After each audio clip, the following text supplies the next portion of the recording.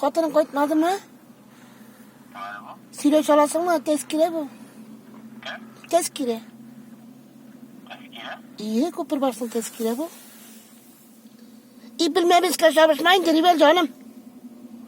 Bilmemizga çalışmayın de Rivel canım, silo chalasizmi? Yarar, o'zingina mi? Ne? Ko'rish olmaysangmi mening bilan?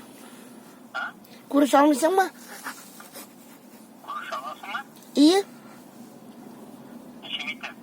Necha ketibdi? Ildar aytganiye. Bir kunimiz aytgani deganiye.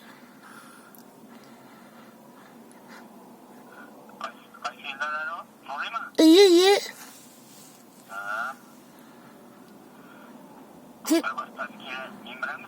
Bilesin indi, o'tirgani Karimlar bilan Zafirma Karim bor jarimin tush. İyi, shular bilan bir o'tirgani biz sizin bilan.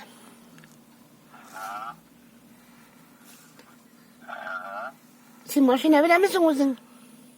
Mashina bilanmi?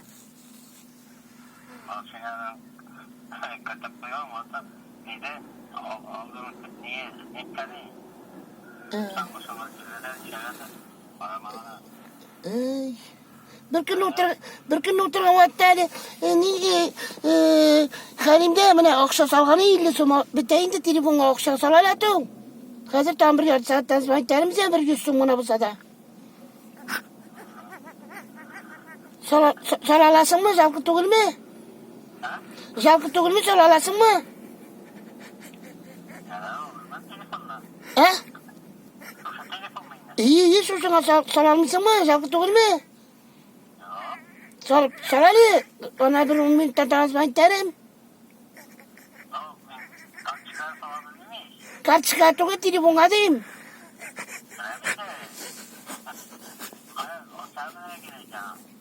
Benim tushundim, taksi chaqirdi. Onları o'zim tushib minarim kechga taba taksi bilan. Solasang yeme. Yarar kechga taba ta'mir suylashib olibsiz hali. İyi vallahi bilsa. İyi, Allah'a kadim işinde vallahi bilsa şapırtkına. Onda yot kişiler yok mu?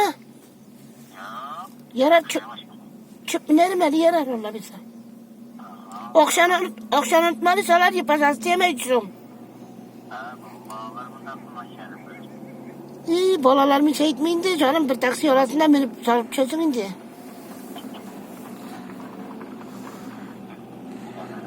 Yeme. Yarar rahmet.